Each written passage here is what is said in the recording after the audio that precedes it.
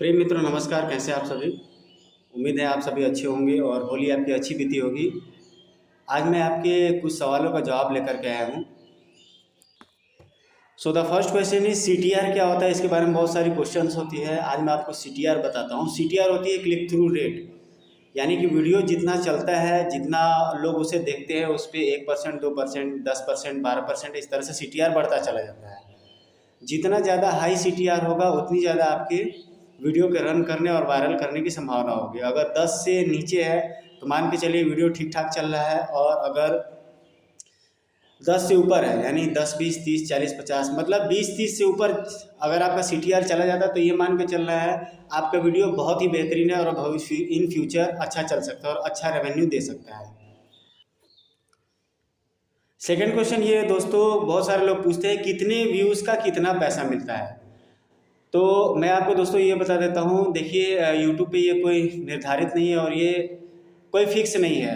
आपको कंटेंट पे डिपेंड करता है, सब्जेक्ट पे डिपेंड करता है। सबसे ज़्यादा पैसा मिलता है कॉमर्शियल चीज़ों पे बनाने पर, जैसे कि LIC वगैरह बना दिया आप, या आप टैक्सेशन वगैरह का बना दिए, फिर जाके आपको कोई शेयर मार्केट से रिलेटेड वीडियो बना रहे, या ऐसी कोई चीज़ें जिससे कि कुछ प्रॉफिट हो, इन्वेस्टमेंट रिलेटेड हो, FD रिलेटेड हो, कोई इंश्योरेंस की कोई पॉलिसी, बीमा पॉलिसी वगैरह से रिलेटेड कोई चीज़ों को बना रहे हो, तो उस पर ज़्यादा पैसा आपको मिलता है। तीसरा सबसे ज़्यादा पूछे जाने वाला क्वेश्चन है गूगल एडसेंस क्या होता है, और गूगल एडसेंस का मतलब क्या होता है, ये कैसे आता है। तो देखिए भाइयों, गूगल एडसेंस एक प्रकार का पिन होता है 6 डिजिट का, 5 डिजिट का, 6 या 7 डिजिट का एक कोड हो सकता है। वो आपका क्या होता है, जब आपका चैनल मोनेटाइज हो जाता है, मोनेटाइजेशन की कैटेगरी में जब फुलफिल हो जाता है, तो गूगल आपको एक पोस्ट ऑफिस के जरिए एक लिफाफा भेजता है जिसमें कि एक पिन होता है। इस पर मैंने एक वीडियो बनाया हुआ है गूगल एडसेंस पिन पर, तो आप उस वीडियो को जरूर देखिएगा। जब अपना आप ID वेरिफिकेशन करते हो तो गूगल एडसेंस पिन का ज़रूरत होता है, जो कि गूगल क्रोम के जरिए डेस्कटॉप मोड में होता है। अगर आप मोबाइल से यूज़ करते हो तो मोबाइल से डेस्कटॉप मोड में यूज हो सकता है। फोर्थ सबसे इम्पोर्टेंट चीज़ है कि आजकल हर लड़के यूट्यूबर्स बनना चाहते हैं, नए यूट्यूबर्स बनना चाहते हैं। तो देखो भाइयों, नया यूट्यूबर बनना कोई बहुत बड़ी बात नहीं। यूट्यूब में अच्छा खासा पैसा है, लेकिन शुरू में नहीं। मैं आपको कुछ कड़वी चीज़ें और कड़वी सत्ताएं के बारे में बता देता हूँ।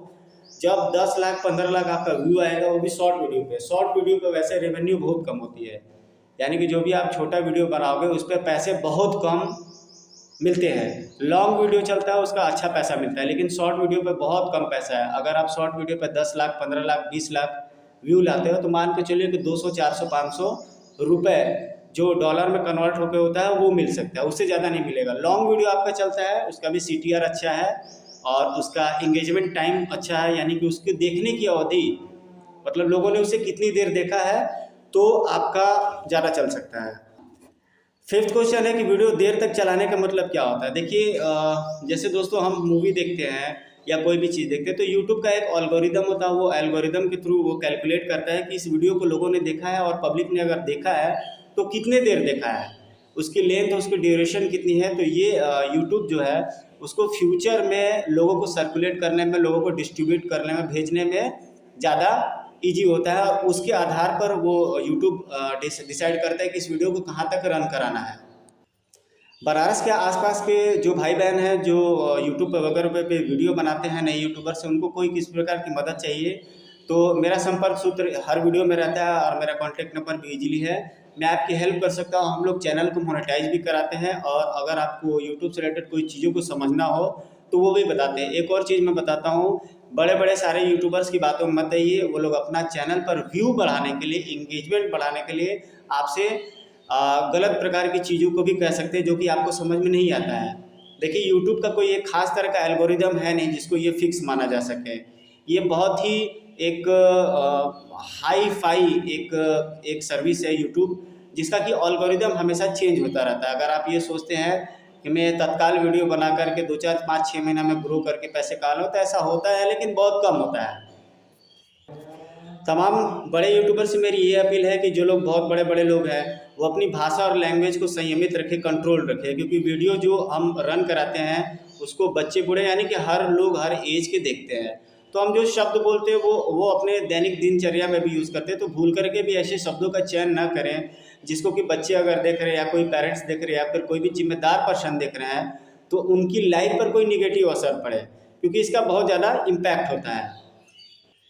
मेरे यूट्यूब जो वीडियो मैं डालता हूँ उसका कोई खास कंटेंट कोई फिक्स नहीं है। मैं मिक्स चीज़ों को बनाता हूँ, ज्योतिष, अध्यात्म, एस्ट्रोलॉजी, ज्ञान विज्ञान, विकास, स्कूल कॉलेज, हर चीज़ की मैं वीडियो डालता हूँ। तो कोई फिक्स क्राइटेरिया मैंने नहीं डाला है।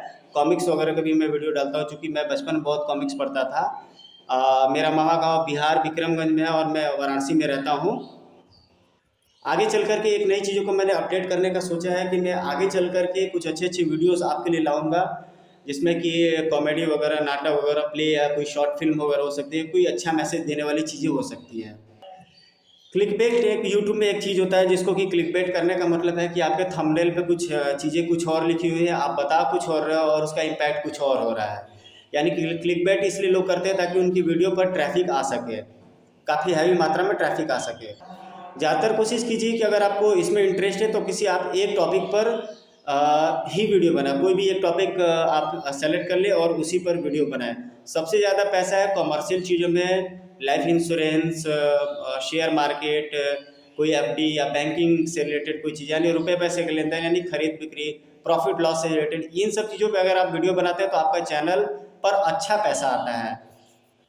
आपका देखिए इंडिया में जो यूट्यूब का रेवेन्यू वो बहुत कम है। अगर आपकी वीडियो विदेशों में रन करती है, जैसे अमेरिका वगैरह हो गया, लंदन हो गया, या फिर अच्छे अच्छे कंट्रीज़ में जिनका इंटरनेशनल काफ़ी ज़्यादा वैल्यू है, तो आप अच्छा खासा पैसा कमा सकते हो। लेकिन वहाँ वीडियो चलाने के लिए आपका जो एसईओ है, एसईओ क्या होता है? सर्च इंजन ऑप्टिमाइजेशन उसको बोलते हैं। जो हम लोग टाइटल टैग्स यूट्यूब पर लिखते हैं, जैसे कि उसका हेडिंग क्या होना चाहिए, उसमें क्या क्या चीज़ों का वर्णन है, उसके बाद टैग्स लगाने होते हैं, नीचे हैशटैग लगाने होते हैं। तो इन चीज़ों को जब हम लगाते हैं तो वीडियो हमारा खास तौर पर रन करने लगता है। यही चीज़ें एसईओ होता है। अगर प्रॉपर एसईओ आप अच्छे तरीके से करते हैं तो उस दिन का आप इंतज़ार कीजिए जिस दिन आपका लक अगर साथ दिया, किस्मत अगर साथ दिया और आपकी वीडियो अगर यूट्यूब के एल्गोरिदम में कहीं क्लिक कर गई, सेट कर गई या फंस गई, तो समझ लीजिए कि उस दिन से आपका भाग्य बदल जाएगा, चमक जाएगा बिल्कुल। वैसे यूट्यूब भी वन डे गेम है, यानी कि एक दिन में आपको रातों रात स्टार बना सकता है।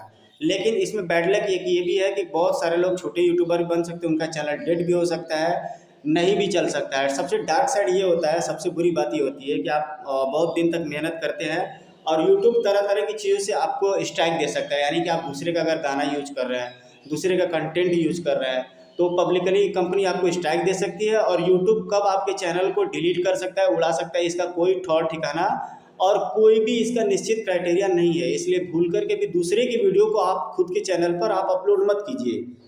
अगर आपको चैनल जल्दी से ग्रो करना है तो जो ट्रेंडिंग चल रहा है, जो जैसे कि जो गाना चल रहा है, जो फिल्म चल रहा है, जो चीज़ें बहुत मतलब इस समय हाई फाई है, चर्चा में है, जैसे इस समय चुनाव वगैरह ज़्यादा चर्चा में है, न्यूज़ वगैरह कोई हो गया, कोई उद्घाटन वगैरह, कोई समरा, कोई मंत्री, मतलब आप जो भी जो चीज़ें हैं आप उसको अपने यूट्यूब पे डाल सकते हैं और जो चीज़ें ज़्यादा ट्रेंड में है आप उसको डालेंगे तो आपका चैनल ज़्यादा तेज़ी से ग्रो करेगा।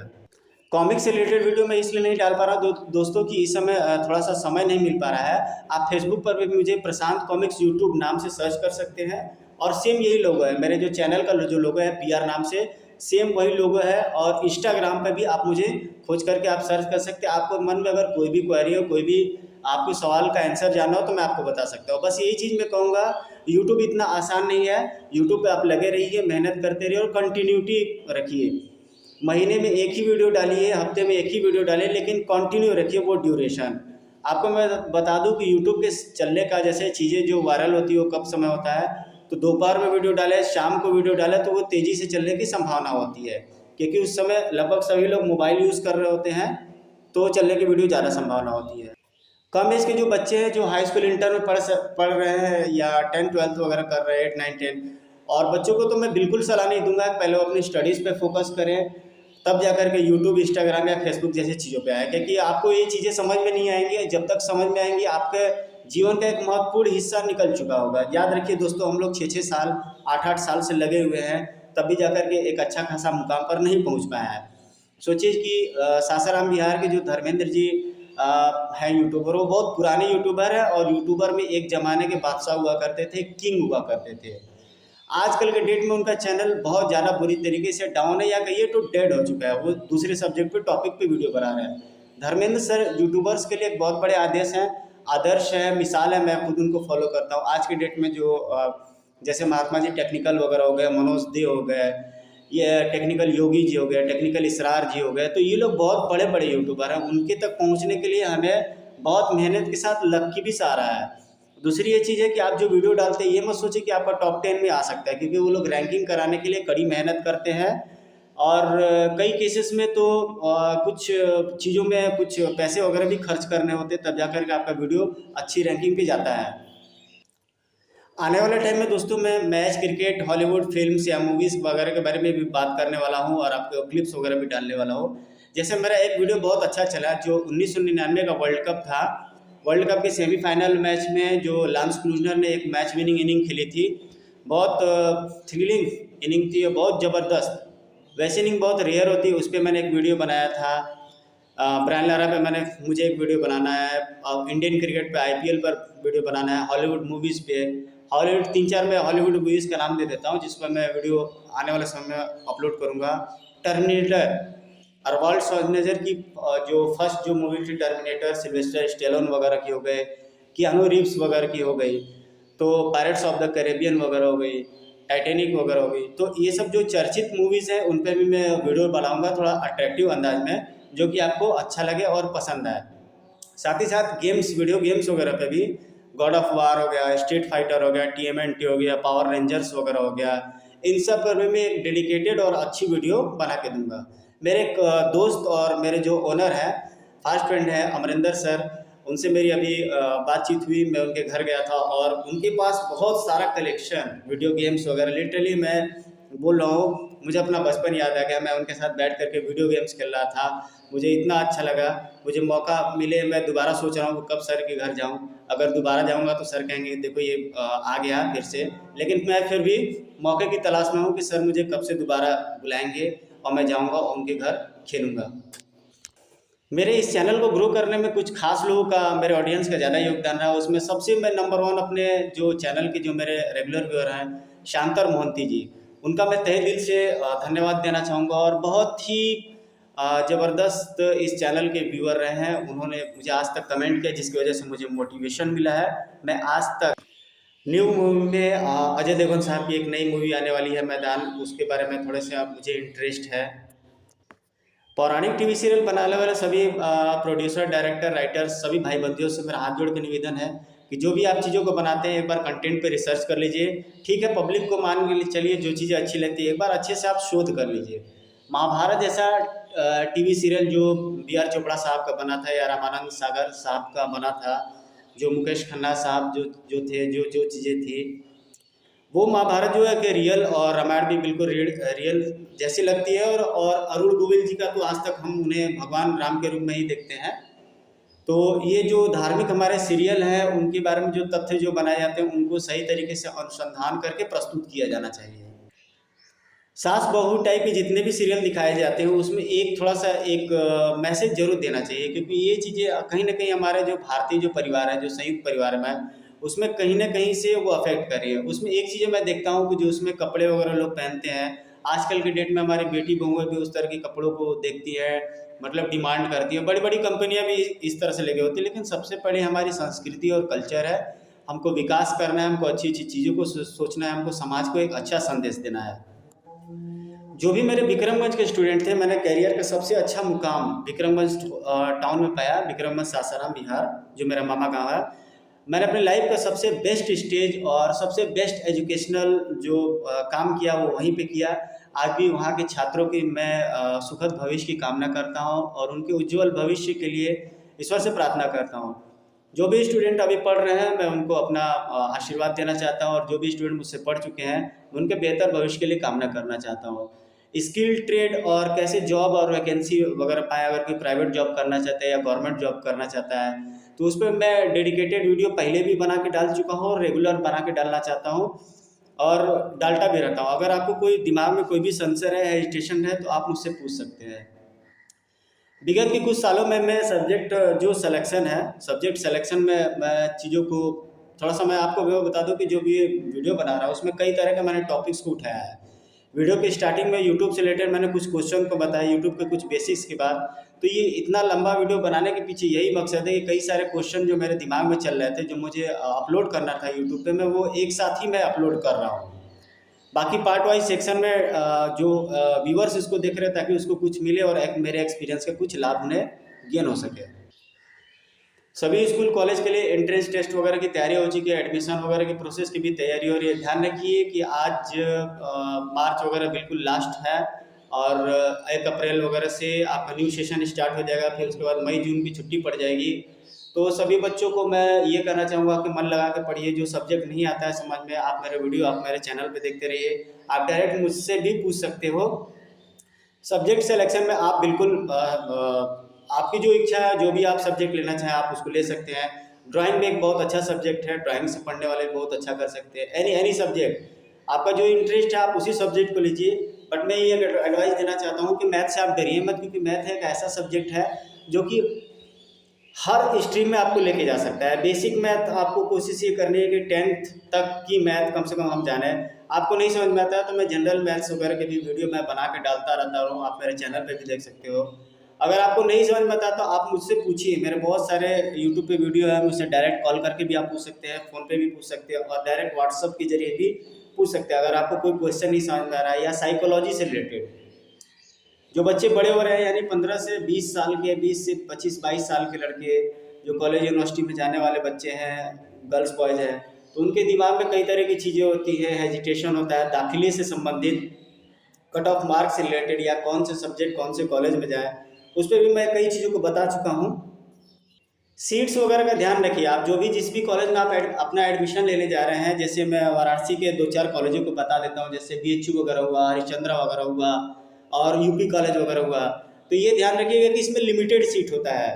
एंट्रेंस तो आप किसी तरह से क्लियर कर लेंगे, लेकिन सीट्स लिमिटेड होता है। और कॉल लेटर जब आपके पास आएगा तो उस कॉल लेटर का वेट करने के साथ आप दिमाग में कैलकुलेट कर लीजिए, क्योंकि आपका कॉल लेटर से आपका एडमिशन तक जाने में बहुत ज़्यादा जो जो चीज़ें हैं वो बहुत इंपॉर्टेंट है। आपको जाना चाहिए वहाँ पर और एडमिशन लेना चाहिए, क्योंकि कभी कभी ये होता है कि काउंसलिंग के दिन ये होता है कि कोई बच्चा आने से रह गया तो उसकी जगह आपको एडमिशन दिया जा सकता है। अगर एक आध सीट कोई बचती है या छूटती है, सारी सीटें नहीं भर पाती हैं, तो हो सकता है कि उसके साथ आपको एडमिशन दे दिया जाए उसकी जगह पर।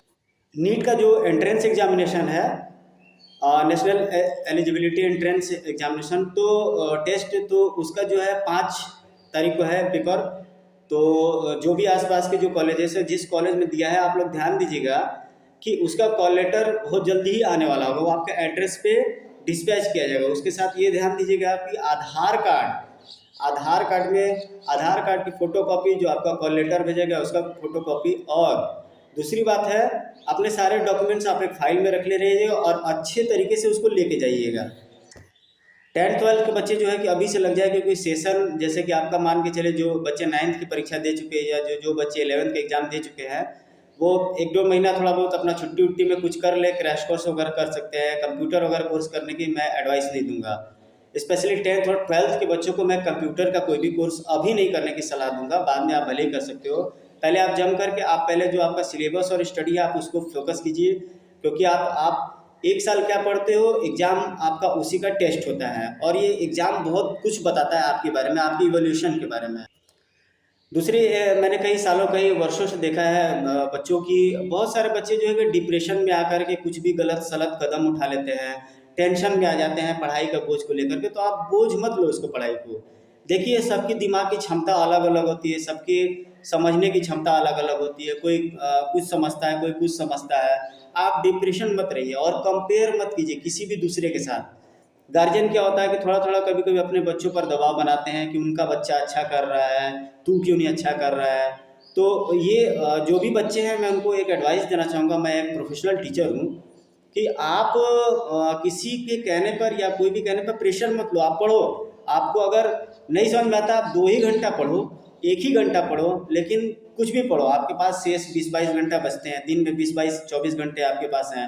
आप उसमें से 1-2 घंटा आप अपने लाइफ के लिए दो, आप वो चीज़ सीखो, वो ट्रेड करो जो आपका जीवन में ज़्यादा योगदान है। देखिए बच्चों, आपको मैं एक बात बता देता हूँ माँ बाप का साया कब तक आपके हाथ पे रहेगा? आपके 10th-12th तक, हार्डली ग्रेजुएशन तक।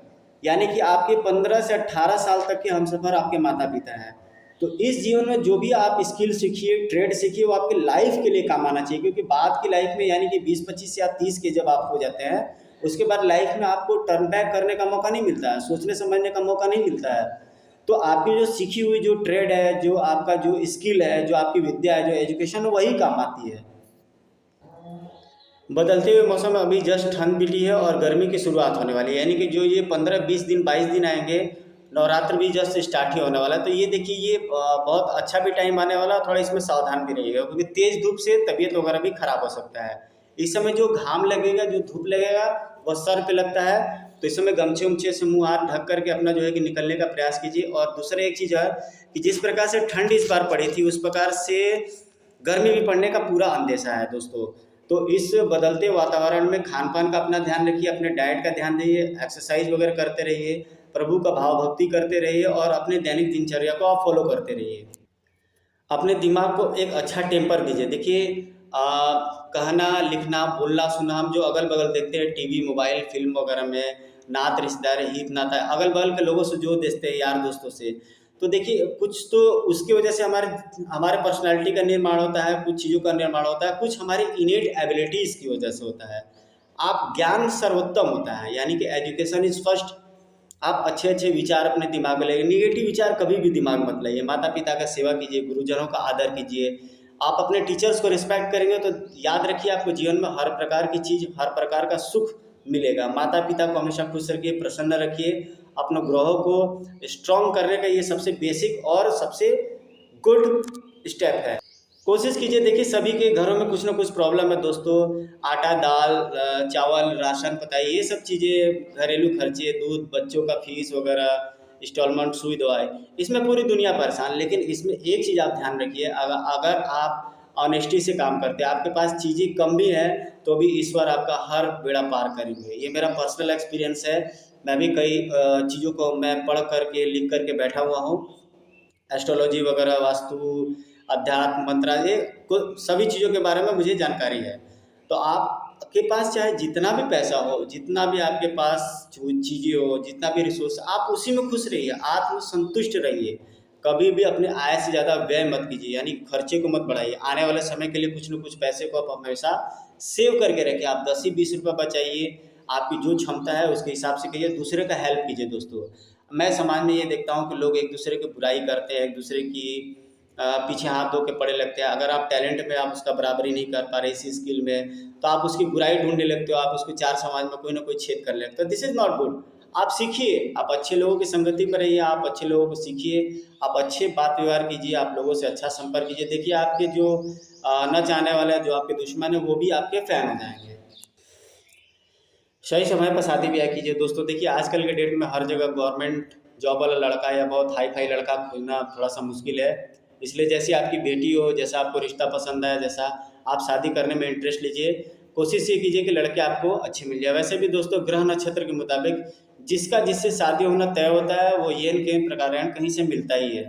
और हमारा जो वर्तमान जीवन है, वो कई जन्मों का चक्र के फलस्वरूप और कई जन्मों के कर्मों के फलस्वरूप ये वर्तमान जन्म हमें मिला हुआ है, एबिलिटीज़ मिली हुई है। इसमें आप कुछ भी चेंज नहीं कर सकते हो। Even science also accepts this statement. एक बच्चे का मैंने हाथ देखा जो मेरे संपर्क में है। उस बच्चे की हाथ ये इस तरह से थी, ऐसे जॉइंटेड थी, जैसे इस तरह से। और जैसे आप ऋतिक रोशन वगैरह के हाथ वगैरह को देखते होंगे। तो मैंने उस बच्चे को ये एडवाइस दिया कि आने वाले समय में इस बच्चे को कोई भ्रमित ना करे कि हाथ वगैरह अच्छा लगने के लिए तुम इसका ऑपरेशन करा लो, चाहे इसको और कोई दवाई वगैरह कराओ या उसको कटवा लो या इस तरह से। तो मैंने उस बच्चे को एक सलाह दिया, उसके फादर से भी मैं बात किया। मैंने उसको ये सलाह दी कि बेटा, तुम इसको कभी भी सर्जरी मत करवाना, दूसरे लोगों की बातों में मत आना, क्योंकि ये तुम्हारा भाग्य बदल सकता है एस्ट्रोलॉजी के अनुसार से। पूजा पाठ आप अवश्य कीजिए, क्योंकि आपके एक दिन की सही एनर्जी की शुरुआत होती है। 10 मिनट, 15 मिनट, 20 मिनट, अगर जब भी आपको समय मिलता है आप पूजा पाठ जरूर कीजिए, क्योंकि ये एक बहुत पॉजिटिव वाइब्रेशन देता है। पूरे दिन आपको फिट रखता है, आपके विचारों को कंट्रोल करके रखता है। ये यूनिवर्स जो भी चला रहा है, जिसकी वजह से ये चल रहा है, वो चीज़ें हैं, वो शक्तियाँ हैं, भले हम उसको अंडरस्टैंड कर सके, लेकिन पर डे उसको एक बार स्मरण करना है, उससे अपना आशीर्वाद लेना है और दिनचर्या को अपने चलाना है।